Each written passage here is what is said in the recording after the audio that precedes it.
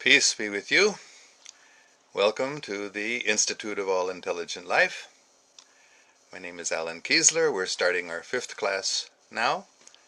This is Friday, 30th of September, 2016. Juma Mubarak. And what we want to discuss today is more details and background of what I was talking about, the German secret space program. This is, again, I have said before, it may be quite shocking because we haven't had information about this generally. Some people may have heard a little bit here or there, but because it has become such a hot topic, there's been a lot of suppression of this information. That's why we haven't heard very much about it. But the German secret space program, as I mentioned, it began as early as 1918, 1919, maybe even before that, some years. But in any case, just after the First World War, German secret societies began a serious program of trying to contact sources that could provide them with information about flying machines that could travel into space. The most important first point to understand is that there was a secret society, or there were several secret societies, and they were contacting some other sources of information by what we would call usually paranormal methods, by channeling. And the key person in this was named Maria Orsig. She was herself a channel. I'm going to show you a picture of her.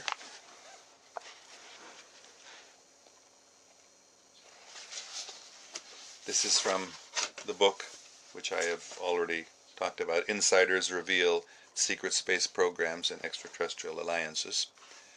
And she began a society called the Vril Society. The Vril Society was based on the idea that there is an energy called the Vril energy, which can be, I don't know quite what the right word is, it can be used by or can be connected with human intelligence. And there were both, you might say, psychic means of connecting with that energy directly, and there were also technological means of connecting with that energy. So Vril, V-R-I-L, society was a top secret society, and it was later kept top secret because the discoveries made by this society, the later governments, both the Nazi government in Germany and then the Western governments, the Allied governments, the United States, England, France, they also wanted to keep this information secret. So very little information has ever come out about the Vril Society, but it was a real registered secret society in Germany, founded in about 1918, and they actually developed through acquiring both documents from expeditions that the Germans had sent to both the Himalayan area as well as the Andes area in South America, and they acquired some documents that helped them build these machines that were able to harness the Vril energy, or what we now usually call zero-point energy or free energy. And that technology has anti-gravitic and we might call it levitation aspects, which were the most important thing in developing space travel. So it took several years, but gradually the Vril Society, and backed by wealthy German business people, developed prototypes of flying machines that did not use petrol. They did not use propellers, they never used jet engines, they used a totally different technology, which, as I mentioned, one type of the technology was to use very high-speed rotating mercury fields, and it's related to plasma physics, and they then, when highly electrified, those rotating mercury fields created a anti-gravity effect. So there were other technologies that used other means of creating the same sort of anti-gravity effect. But in any case, certainly by the later 1920s and early 1930s, these technologies had been developed and prototype flying saucers, as we call them, had been built. So this program was then, once the Nazi government came into power, they, of course, knew about this, and they wanted to take over the Vril Society program. So there were also crashed craft that were recovered in the 1930s, which may have been extraterrestrial craft. Some of them may have been the German prototypes, the early efforts that the Germans were doing. But in any case, what we do know is that once the Nazi government became involved, they started building, and there are actually photographs and drawings of these craft, again from this same book. Here are some of the drawings, what we would call a flying saucer, and there are even photographs of these craft. There were also newspaper articles, because Italy also acquired one of these craft, perhaps crashed a German craft, perhaps extraterrestrial craft. I'm not sure of all the details about this, but Italian newspapers even published stories of flying saucers that the Italian fascist government also was working on. And this is a newspaper report. I think this was actually from 1950 or so, but it was said that in 1942 the craft had been designed and built. So there are many other, because people asked for evidence. Here is a photograph of the Nazis, some Nazi officers, and in the background, I hope you can see this, there is a flying saucer based on the Vril principles. You can see there in back, this is an actual photograph of one of the early German flying saucers, and as they developed them, they were able to travel off this planet. And as I mentioned, they went to the moon, and they established a base on the moon. And it was even during and even before the Second World War, the Germans, because there were these two groups, there was the Vril Society and other secret societies like the Thule Society, and then there was the Nazi government. So they were, the government naturally tried to control these, but to a certain extent they remained independent because they had a head start on the Nazi government program, and they were to some extent separate. So I'm not sure exactly how they were related, but certainly early, if not before the Second World War, the Germans started understanding that they needed to have a more secure location in case the war was lost, which they knew several years before that they were going to lose. So they started transferring their technology, their prototypes, their early flying saucers to secret bases, which were both underground in South America, especially Argentina, and in Antarctica, underneath the ice cover.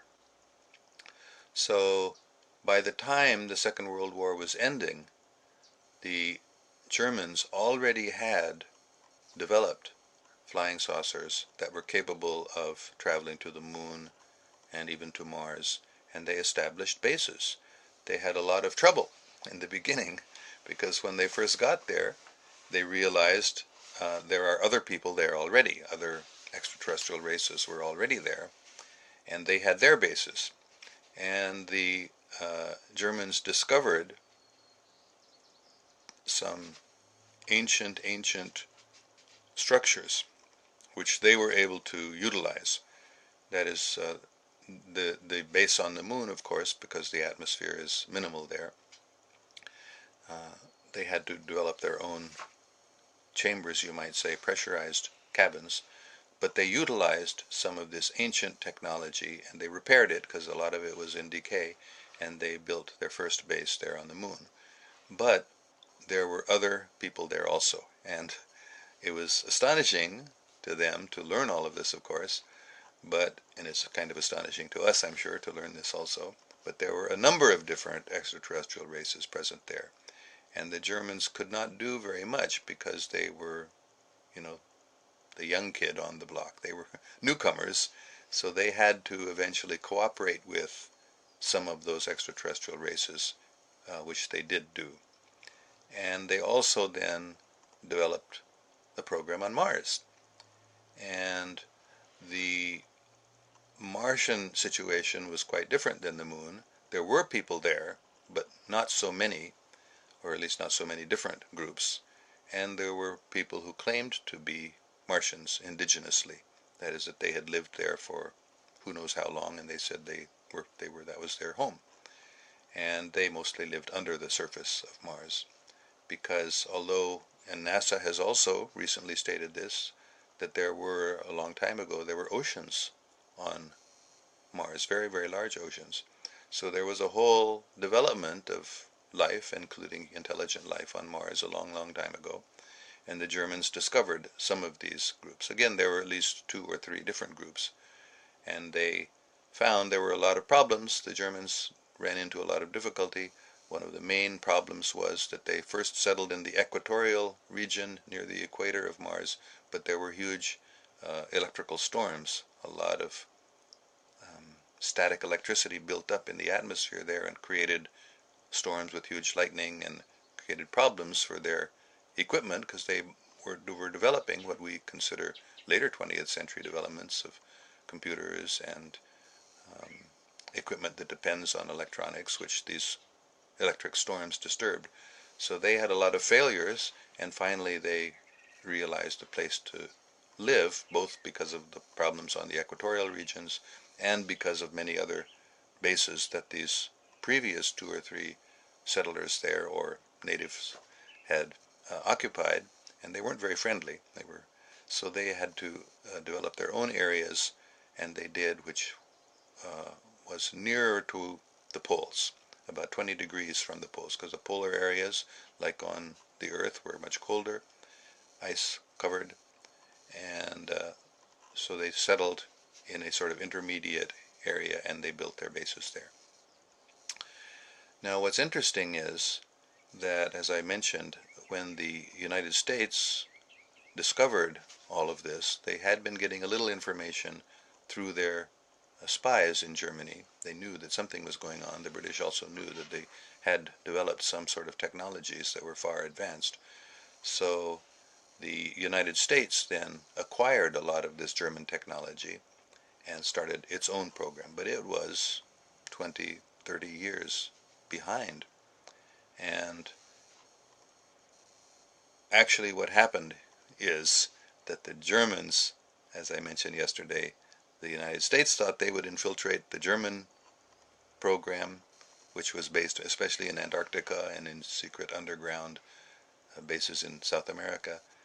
But the reverse happened, that the Germans actually managed to infiltrate and take over the American secret space programs, and eventually the United States government too.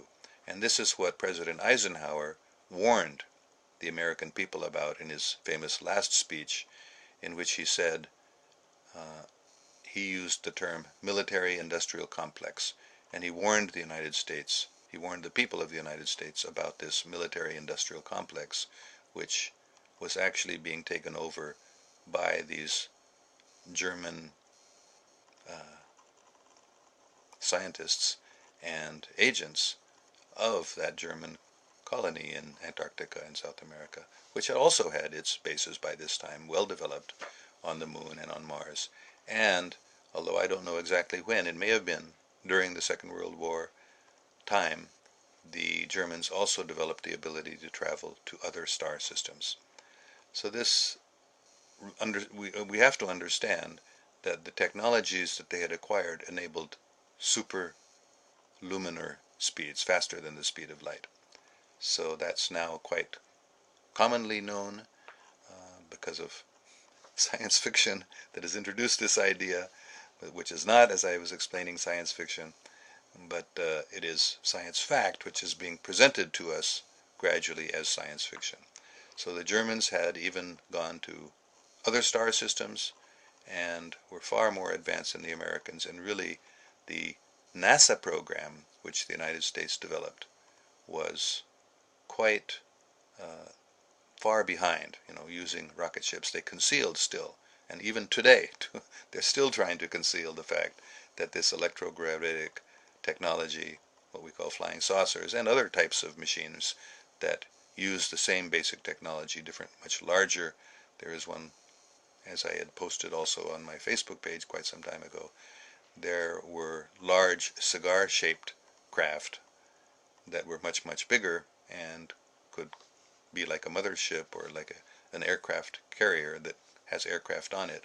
So these large carriers were often cigar-shaped, and they could house the flying saucers, the smaller flying craft. Smaller means the smallest ones were 20, 30 feet across, others were 50, 60 feet, some were 90 feet, 100 meters, and some were even larger than that. And the aircraft carriers were a mile or two, couple kilometers long, very, very large craft, which gradually were developed by the secret space program, which really was the Nazis or the Germans from their base in South America and in Antarctica had co-opted the military-industrial might of the United States so that they could develop their bases further on Mars and in the other star systems. So I'm going to move now back. I'm just going to. I see somebody has said that Elizabeth James, has written, "I grew believing that the United States went to the moon first in 1969." Yes, that is the official story, that the United States first went to the moon in 1969 using rocket ships. Actually, the Germans had been to the moon at least 25 or 30 years earlier than that, during the 1940s or even 1930s, and also to Mars and even out into the stars. So that information that we have is limited. And I want to move. Again, I'm getting requests to speak in Urdu. I will do that. In fact, not today, but maybe I'll do it tomorrow. I'll speak at great length in Urdu because some people who may not know so much English or may not be able to follow everything I'm saying are interested in understanding better. So I will give a class tomorrow, mostly speaking in Urdu, summarizing everything I've been saying for the past week. And I hope that will satisfy those people who are asking me to speak in Urdu. But what I want to move to now is set aside this information about the secret space programs and the bases on the moon and Mars, and move to the cosmology. I have been talking about it first usually in these classes, but I just wanted to cover this information about the German space program, secret space program, in a little more detail before moving back to that. So the transdimensional existence, as I've called it, is very, very large, much, much larger than this entire universe, or some people call them many, many universes, because it's hard for us with our tiny brains to accommodate even this world of multi-dimensions. And it's so huge, so vast, so practically unlimited that we can hardly understand. But we do know that there are billions or really trillions of galaxies. And there may be, quite apart from this dimension of existence that we are able to observe with the Hubble telescope or other astronomical devices, radio telescopes and things, we do know that other dimensions exist also, but we know practically nothing about them. But quite apart from this vast cosmos, there is also a trans-dimensional existence, which is actually larger than this entire world of dimensions that we exist in. So that transdimensional existence is it's real. It's a place, but it's outside of what we know as space. And that is, as I said, that is the residence of God ultimately. And the definition of God that I want to talk about a little bit now and explain a little bit about how creation happens. I'm not going to be talking about this creation of this world that we're living in, but the creation which is not really creation in terms of time because it's all eternal, but it is the relationship of the original source of everything to those aspects of reality in transdimensional existence which come from that original source. So the original source of everything is called by many names. We may call it God or Allah or intelligent infinity or infinite intelligence. That's a name that I like very much because, for a variety of reasons, but it's the name that's used in the Law of One books, the Law of One series. So I'm going to talk a little bit about the Law of One because this information, it's a series of books which were obtained by some human beings, Americans, who tried to contact and successfully contacted or were contacted by an extraterrestrial source.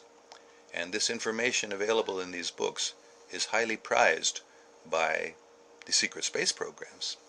That is, people who are involved in the secret space programs have said that these books are required reading. So the very, very important and accurate information, not by no means complete, but a lot of important information is there in the Law of One series. So you can find it. It's available free on the internet. Just do a search and look for Law of One or Law of One series, Law of One books, and you will be able to find them free. They're available online. So I just want to talk a little bit now about the concept of intelligent infinity or infinite intelligence. That is the mystery, we might say, because that understanding that reality is far, far, far beyond our mental abilities. For us, it is remaining a mystery. If, of course, because it is an intelligence, if that intelligence wishes to reveal more about itself to us, it can. But we can't force ourselves into that knowledge. We can't, break our way into the transdimensional existence by our own efforts. That's why I said it requires humility and it requires a very loving and kind mentality in order to be able to enter into transdimensional existence.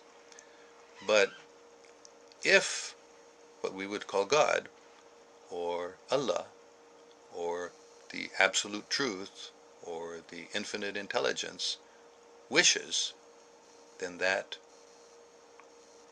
being, the Supreme Being is another English word that's commonly used, that being can and does make himself or herself or itself available to us more than just as a total mystery. But that's very, very advanced understanding, so I'm not going to go into that now. I'm just going to mention that this infinite intelligence, this is the original source of everything. So what is the relationship then of that absolute truth or God to everything else, which are the creations or the products of God or the expansions of God? So the first point that the Law of One series makes is that this profound mystery of the intelligent infinity expands itself, is maybe the best word to use. Again, this is not in time. This is outside of time, or before time, you might say. So that these realities always exist. Not that they didn't exist at one point in time, and then they later came into existence. I had this long reply to a comment that somebody made that only God is eternal and everything else is created. Everything else is dependent on God and comes from God, but there are many, many eternal realities. In fact, the eternal reality or eternal realities are much, much vaster than this created reality. So the first expansion is described as energy. In other words, the infinite intelligence, or the intelligent infinity, is sort of beyond any concept. Beyond, I mean, the energy must be there in some sense, but it's beyond any concept of energy, even of potential energy, what to speak of kinetic energy. So we in science talk about two types of energy. Potential energy means energy which is not expressed or active, and kinetic energy, which means energy that is moving or is active. So God is beyond any such concept of being kinetic or potential energy. But the initial aspect of absolute truth that comes into, not in terms of time again, but that exists apart from, not apart from, related to certainly, is energy. Again, it is infinite energy, it is intelligent energy, but the energy is the first expansion. And the Law of One series talks about the relationship between the one great mystery and the first expansion of that mystery, that infinity, which is energy. So I'm going to ask you all now, because these concepts are not something that our minds can really grasp. These are really beyond our mind, and if we try to figure these things out by our own mental abilities, we'll get bewildered. So this is why I was stressing from the beginning breathing exercises, because we need to calm the mind. The breathing exercises calm the mind and enables us to be able to accommodate these concepts directly within our consciousness or within our heart. So I hope you can follow this, even if you don't have it all figured out exactly. But I'm just going to take a minute now and ask you to breathe, meditate, pray, try to go into another state of consciousness which can receive this information. And if you can do that, you will find that you can understand this. You will be able to actually understand it and accept it and be convinced of it without having figured it out mentally or intellectually. So you can close your eyes or leave them open and just take a deep breath or two.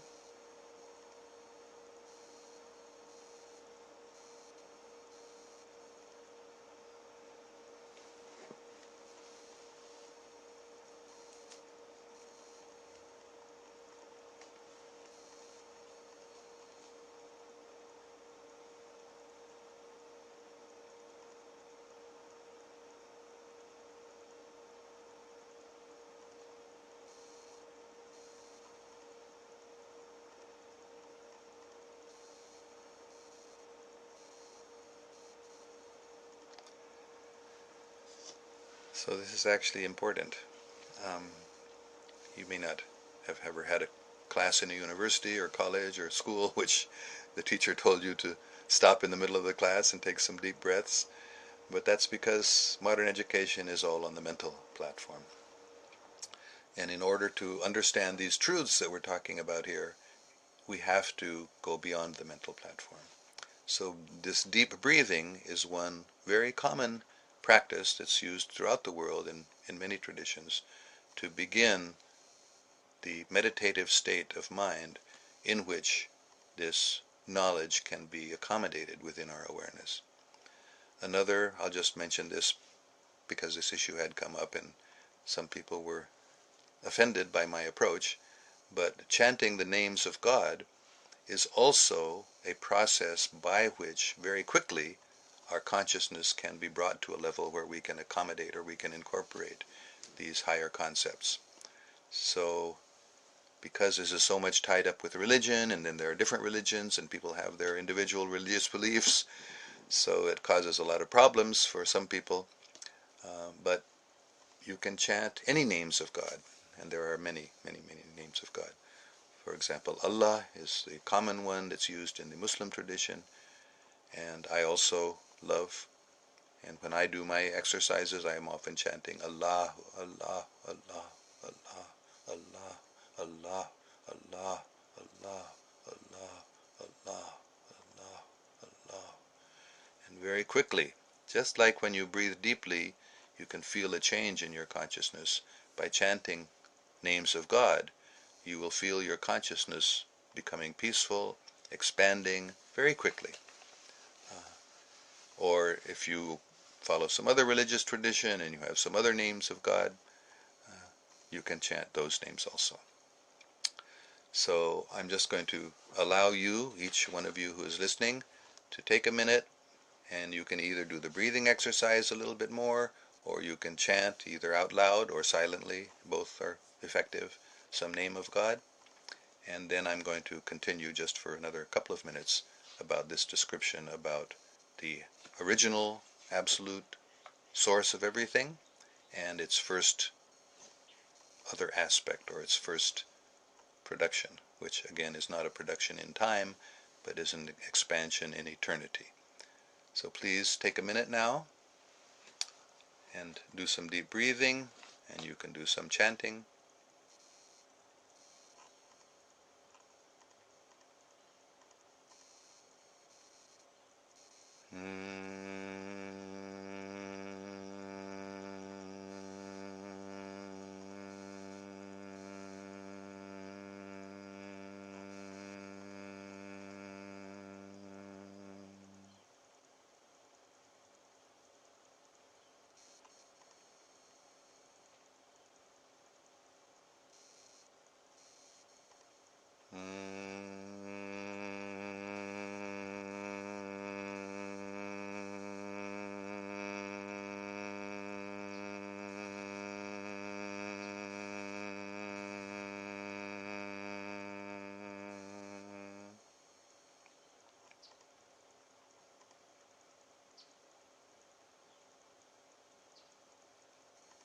Allah, Allah, Allah, Allah, Allah, Allah, Allah, Allah, Allah, Allah, Allah, Allah, Allah, Allah, Allah.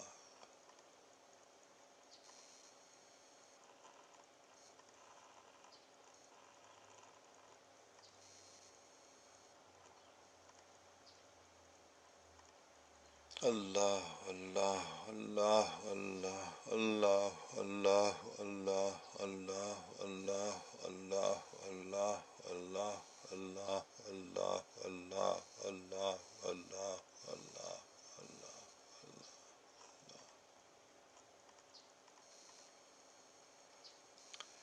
So I hope you have done some sort of meditation or breathing like this to calm the mind and to bring your awareness to a higher level. And in that state of mind, reflect on this, what I'm saying, which will just take a minute or two, and try to, again, bring this understanding into your awareness, into your consciousness, without trying to figure it out mentally, but just trying to grasp it in your heart. So the supreme absolute truth, the original source of everything, which is infinite, which is intelligent, which is a being, that original source of everything must begin the process, again not within time, must begin the process of expansion. Otherwise, the infinity is sort of, I don't know what the right word to use is in some way limited by its infiniteness, because something else is needed in order for love to develop. In other words, love is a basic feature of existence. What we call love, ishq or muhabbat, divine love, that is a fundamental feature of existence, both transdimensional existence and existence within this dimension. It is the fundamental force. So the original existence expands itself as energy. And those two features of reality exist eternally, simultaneously, but one is dependent on the other. So the energy is dependent on the infinite intelligence, or the intelligent infinity. But they are both eternal, and they are both really inseparable. Actually, everything is inseparable from everything else. The law of one, that's the basic concept, is that everything is ultimately related to each other. Everything is ultimately inseparable from each other. And we are all part of one infinite reality. We are finite, small parts of it, but we are inseparable parts of it. So the first aspect of that infinite intelligence that we can describe as separate from it is energy. Again, that energy is infinite, that energy is intelligent, but it is an aspect of the original source. So I'm going to ask you now to take some time and just meditate on this, pray about it, ask for guidance, and try to incorporate this understanding into your intelligence, because as far as cosmology goes, as far as the structure of reality goes, this is the first concept to try to understand. And it may be beyond the ability of the mind to really understand it, but it is possible for us to grasp it in our hearts. So this practice is very, very important. This is actually the root of all what we call religion in the world today, is this chanting of the names of God, or this meditation on reality which is beyond the mental trappings, or the mental flickerings, because the mind is always flickering, this, that, presenting this idea, that idea. We can never have any peace of mind. But this breathing exercises and these chantings, they bring the mind to a peaceful state where we can accomplish this very, very subtle, difficult, but important. Not that difficult when we do it. It's actually not that difficult, but for us, with our educational background and our thinking that we have to understand everything with our minds, it's difficult. But by relaxing, by coming to a deeper state of consciousness, we can accommodate this knowledge and we can understand it. So I'm going to end now, and I hope all right, I just see a comment, Alan, you should do a question and answer session at the end of each class. All right, I'll take that as a divine instruction, providential. So I will have I will give you an opportunity right now. The reason why I was not doing this is because people are in different time zones around the world listening to me, and some people may not be present now attending the live class, and they may have questions too. So that's why I had the idea that I will look at the questions at the end of class and bring them up if any seemed important the next class. But I don't mind taking one or two questions right now, just so that you know that I am watching you now, right now. This is live, and I can respond to your questions. There are many stories on the internet that the journey to the moon was only a big lie. Yes, there are many stories like that, and there are many reasons for those stories, one of which, one very important one, which in many religious traditions people think that it's not possible to go to the moon. Somehow that's a sin, or that's a sacrilege, and therefore they won't believe that the people went to the moon. Some traditions have descriptions of the moon as a heavenly place with gardens and rivers, and the astronauts never saw any gardens and rivers there, so therefore they reject the idea that people could have gone to the moon. And then another argument is that, well, if they really went to the moon, why did they stop going? The American astronauts landed on the moon, they say, in 1969, and they were talking about building, a whole civilization on the moon, at least starting with some bases, and then moving out, and then that got dropped. That never came out in the official news, and NASA seemed to end that moon program, and then they've been talking about going to Mars, so why? So they take that as an argument for the fact that they never really went to the moon either. So again, these sorts of things are matters that cannot be figured out very easily by your mind and you have to feel the truth in your heart. The human heart has that ability to sense what is true. If the mind is calmed, if the mind is made peaceful and the distractions of mental flickerings are transcended or set aside, then directly in our heart we can feel the truth. So this is what I have to say, is that there were a lot of things that NASA did that were concealing the truth, no doubt about that.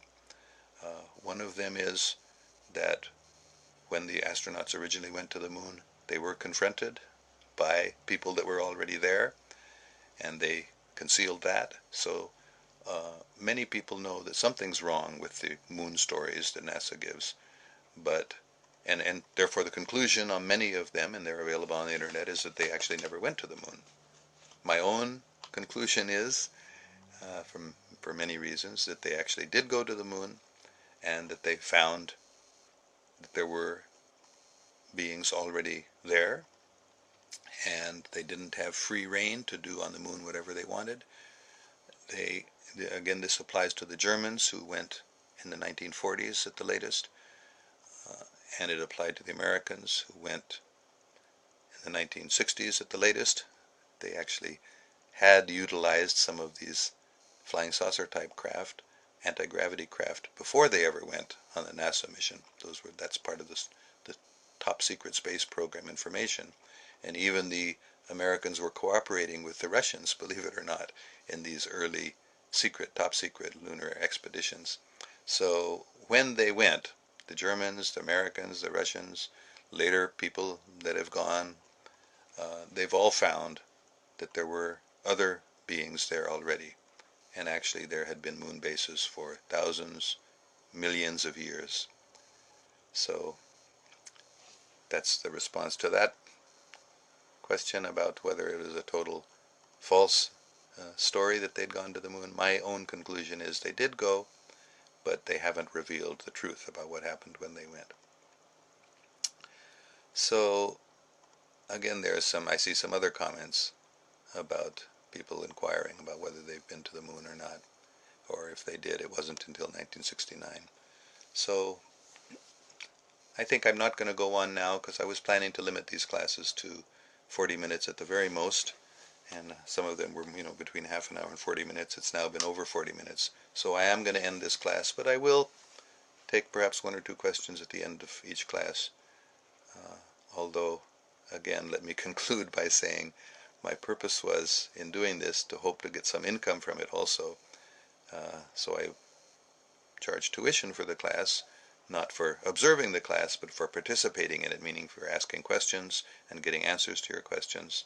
So I ask you to please support me. I've run out of money. I'm retired. I get a little bit of money from Social Security. It's not really quite enough to live on. And since I've used up the savings that I had accumulated, I now need to get some more income. So I've decided to just depend on the universe, depend on God to help me. But this is one way that God may want to help me, is by getting money from people who donate it willingly or who pay some tuition in order to be able to participate in these classes a little bit more in terms of getting your questions answered. So if you are satisfied and you're learning something, please do send me a donation. And you can go on the allintelligentlife.com website. You can pay something there, at least $25, $50, or even less. I'll try to arrange so that you can give any amount of a donation on there. I'm not very good at working this website. I'm still learning, but please consider that you're getting results, you're getting your questions answered, so you should help support me also. Thank you very much, and I will see you tomorrow morning. Let me just conclude by saying I'm not going to be broadcasting my exercises because some people don't think it's necessary, and I think it's not really necessary. I've done enough of the exercises that anybody who's interested can follow those previous ones, and you can follow those. Maybe from time to time I will broadcast one if I get requests, but I'm not going to continue that practice of doing a live exercise. You can go back to the ones I've done the previous days if you want to, or if you're still learning them and want to follow them. Okay, thank you very much, and I look forward to seeing you tomorrow morning. May God protect us all.